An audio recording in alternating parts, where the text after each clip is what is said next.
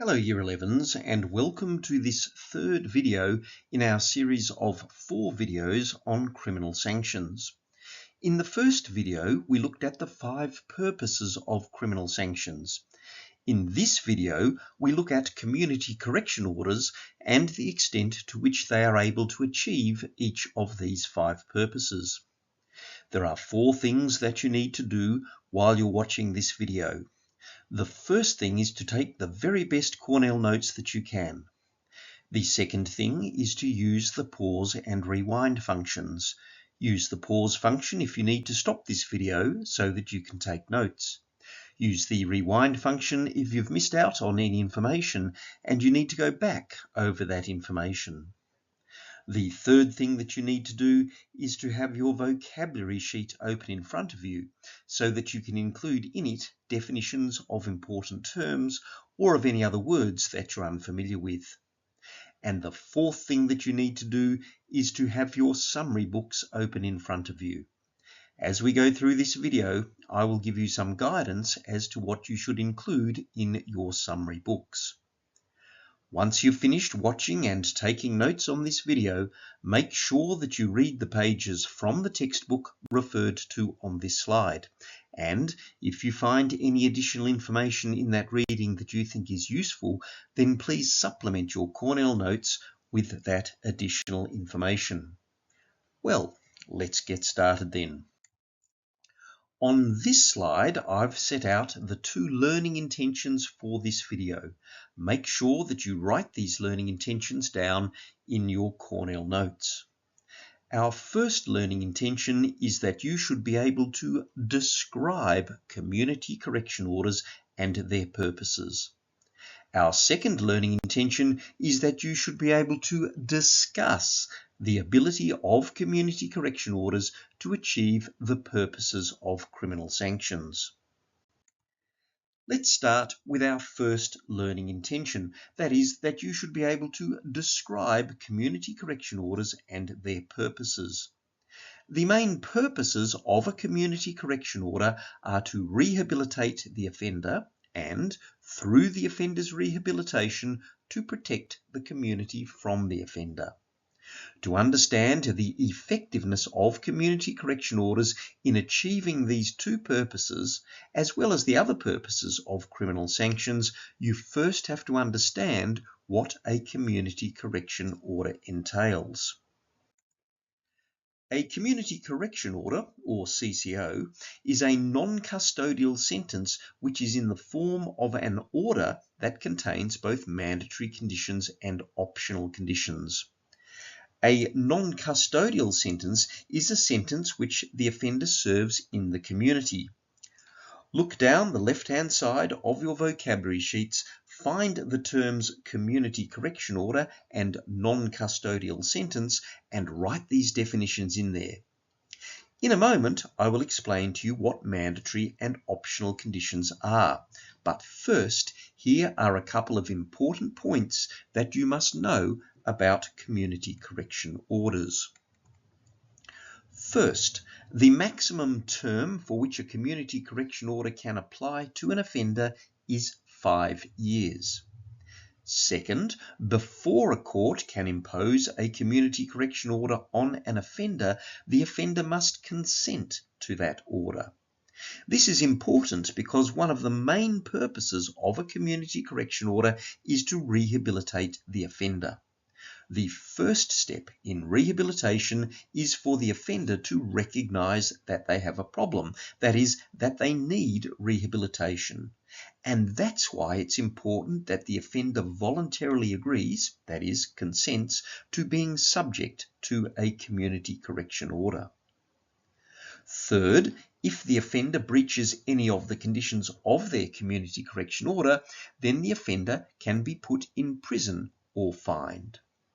Fourth, a community correction order may be combined with either a fine or up to 1 year's imprisonment. That is, an offender may be given a bit of a cocktail of criminal sanctions. If the offender is going to serve a term of imprisonment in conjunction with the community correction order, then that term of imprisonment must be served first, and the combined term of imprisonment and the community correction order must not exceed 5 years. And fifth, when a court imposes a community correction order on an offender, it might decide to record a conviction against the offender. That is, the offender will have a criminal record. Or alternatively, the court might decide not to record a conviction so that the offender does not have a criminal record. Where a court imposes a community correction order, this means that the court requires the offender to comply with the conditions that are set out in that order. There are two types of conditions. The first type is mandatory conditions, and the second type is optional conditions. Let's now look at each of these types of conditions in turn. Mandatory conditions are conditions that the judge or magistrate must include in every community correction order. Look down the left-hand side of your vocabulary sheets, find the term mandatory condition and write this definition in there. So, all community correction orders must include conditions that require the offender to stay in Victoria, that require the offender to notify any change of their address or employment to community correctional services, that require the offender to report regularly to a community corrections officer, and that require the offender not to commit an offence that is punishable by imprisonment while the offender is under the community correction order. Now let's look at optional conditions. Optional conditions are conditions that the judge or magistrate may include in a community correction order. That is, that the judge or magistrate can choose to include in a community correction order for an offender because the judge or magistrate thinks that those conditions are appropriate to the particular circumstances of the offender. Look down the left-hand side of your vocabulary sheets, find the term optional condition and write this definition in there. Note that even though these conditions are referred to as optional conditions, it is not optional for the offender to comply with them. Instead, it is the judge or magistrate who has the option of imposing these conditions. Where a judge or magistrate does decide to include an optional condition in a community correction order, then the offender must comply with that condition. If the offender does not comply with that condition, then the community correction order could be revoked and the offender could instead be fined or jailed for the offence that they have committed. There are a number of different optional conditions that a judge or magistrate can decide to include in a community correction order. I've listed some of these on this slide. Where the offender has been convicted of an offence that is caused by drug or alcohol addiction, for example, where the offender has driven while under the influence of an alcohol addiction or has robbed someone to obtain money to feed their drug addiction, then an optional condition might require the offender to undertake treatment for their drug or alcohol addiction. Likewise, where an offender has been convicted of an offence that is caused by their inability to control their temper, for example, where the offender has assaulted another person in a fit of rage, then an optional condition might require the offender to undertake anger management counselling. An optional condition might require the offender to participate in a training or education program. This will be appropriate where the purpose is to assist the offender to obtain a job so that they are able to earn money and use their time productively rather than fall into a life of crime. An optional condition might require the offender to obey a curfew. This means, for example, that the offender must be home by 10 p.m. each night. This condition can be imposed where the offender has been causing trouble at night, for instance by vandalising property under the cover of darkness. An optional condition might prohibit the offender from entering certain no-go zones. For instance, if the offender suffers from alcohol addiction, the offender may be prohibited from entering a pub. An optional condition might prohibit the offender from associating with specified people. This is called a non-association requirement. For instance, the condition might prohibit the offender from associating with people who have criminal records. This is a way of trying to ensure that the offender does not mix with criminals and fall back into a criminal lifestyle. An optional condition might require the offender to live at a specified residential address. This is called a residency requirement. For instance, if an offender is very young, that offender might be required to live with their parents or a guardian. An optional condition might require the offender to perform unpaid community work. The maximum amount of unpaid community work that an offender can be required to perform is 600 hours over the term of the community correction order. For instance, an offender who has been convicted of vandalism may be required to spend time cleaning graffiti off public buildings. Finally, an optional condition might require the offender to submit to some kind of monitoring and supervision. For instance, the offender might be required to wear an electronic bracelet so that the authorities can track where the offender is at all times. One way in which you can describe the operation of a community correction order is by saying that a community correction order uses a carrot and stick approach. The carrot and stick approach is what is used to get a donkey to move. The carrot is the incentive that is dangled in front of the donkey so as to encourage the donkey to walk forward, as the donkey will want to eat the carrot. The stick is the punishment that is given to the donkey if it refuses to walk forward. In other words, the stick is used to try to force the donkey to walk forward.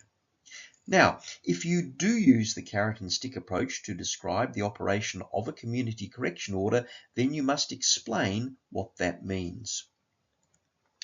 In the context of a community correction order, the carrot is that the offender is allowed to stay in the community. A community correction order is a non-custodial sentence. And the offender is given assistance to rehabilitate where that rehabilitation can remove the underlying cause of the offender's offending.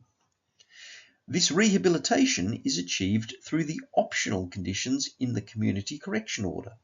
For instance, where the offender has committed the offence because of a drug or alcohol addiction or because of anger management issues, the community correction order may include an optional condition that the offender must undertake drug or alcohol addiction treatment or anger management counselling.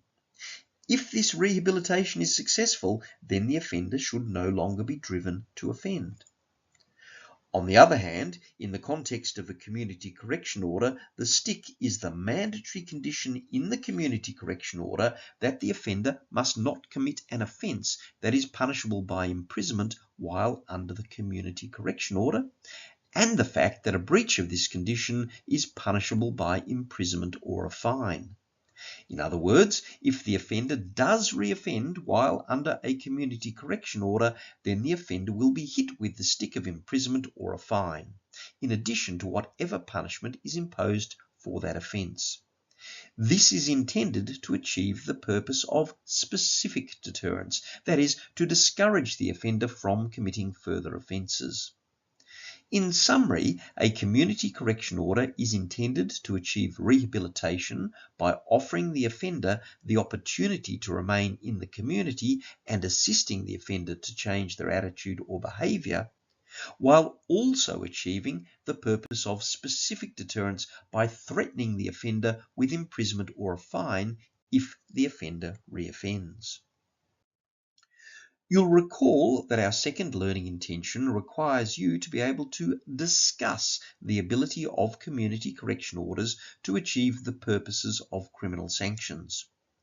In this table, I'm going to set out the points that you could make when you are discussing the ability of community correction orders to achieve the purposes of criminal sanctions. So make sure that you include this table in your summary books.